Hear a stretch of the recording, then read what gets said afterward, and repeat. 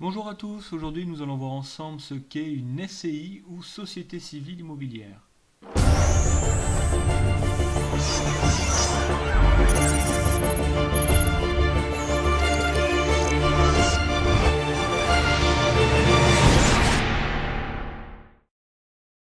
Une société civile immobilière ou SCI est un groupement de personnes qui s'unissent afin d'acheter un bien immobilier dans le but d'en tirer profit.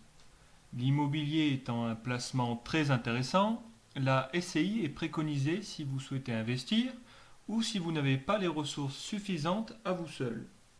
La SCI est une société, donc deux personnes sont requises pour la créer.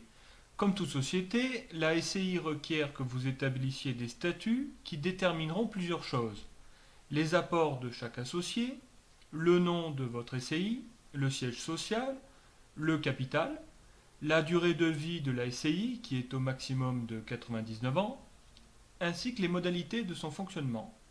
Il faut quand même prévoir un minimum de 1 500 € pour publier les statuts de votre SCI.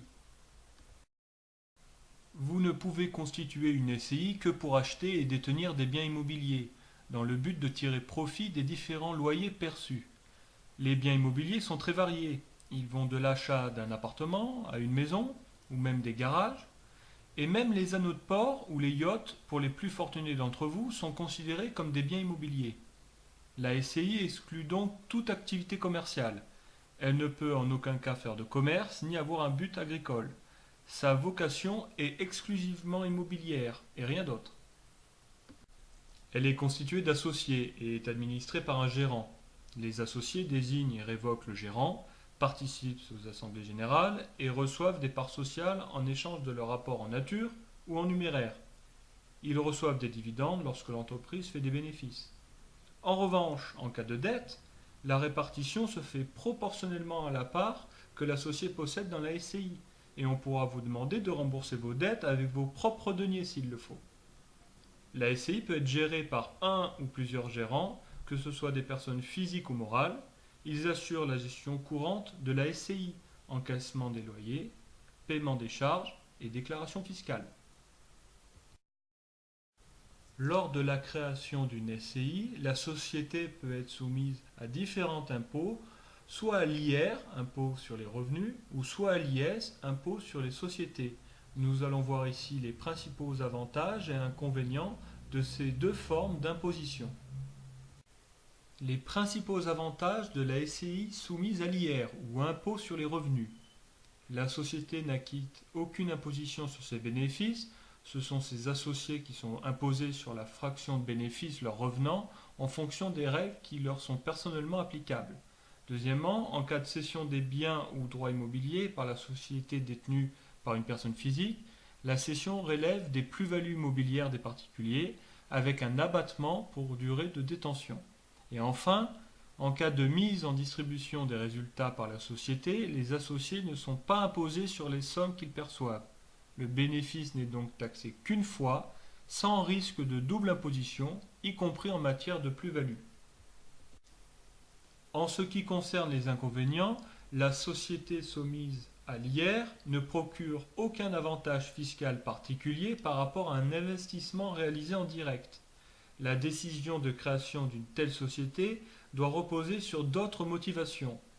Le recours aux droits des sociétés, la dissociation de la gestion et de la propriété des biens ou la transmission progressive des parts sociales. Et elle permet également de pallier les inconvénients de l'indivision.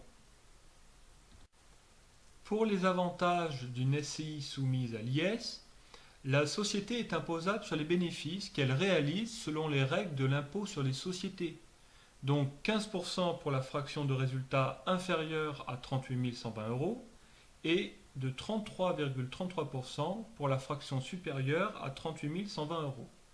Lorsque l'investisseur est une personne physique fortement imposée à l'IR et aux prélèvements sociaux, le recours à une société soumise à l'IS peut donc parfois s'avérer un outil de capitalisation avantageux. Le coût de sortie doit cependant être pris en compte. Pour les inconvénients, la cession de biens ou droits immobiliers par la société génère potentiellement du résultat pris en compte dans l'assiette soumise à l'IS. avec un régime fiscal en principe plus défavorable que celui applicable pour les particuliers. En cas de distribution par la société de résultats, les associés sont imposés sur les sommes qu'ils perçoivent dans la catégorie des revenus de capitaux mobiliers. Deuxièmement, en cas de cession des actifs ou de distribution de dividendes par une société soumise à l'IS, le bénéfice est taxé plusieurs fois, ce qui crée une imposition multiple. L'option pour l'impôt sur les sociétés est irrévocable et peut générer d'importantes charges fiscales. Enfin, il faut s'attendre à une gestion plus complexe pour respecter les différentes formalités déclaratives annuelles. La SCI présente de nombreux avantages et quelques inconvénients que nous allons entrevoir ici. La SCI a l'avantage d'offrir une certaine souplesse.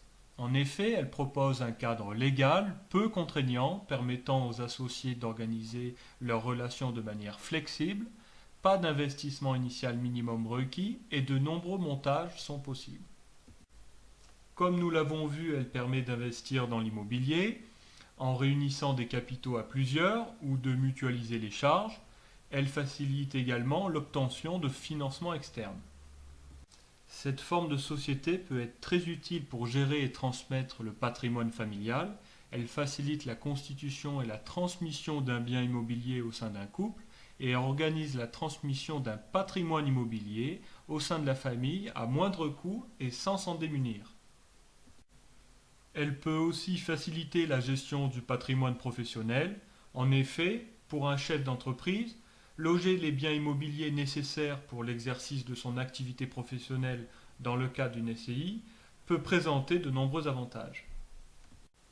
Enfin, certains avantages fiscaux peuvent être liés à la SCI, car il y a une liberté de choix dans l'imposition des bénéfices de la société, impôt sur les revenus, à l'IR, pour les associés étant des personnes physiques, ou l'impôt sur les sociétés, à l'IS, utile pour les montages holding avec une juridiction mère-fille.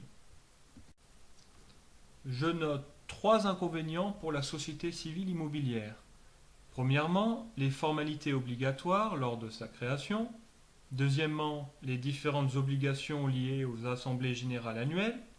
Et enfin, les lourdeurs comptables sous une imposition qui serait à l'IS.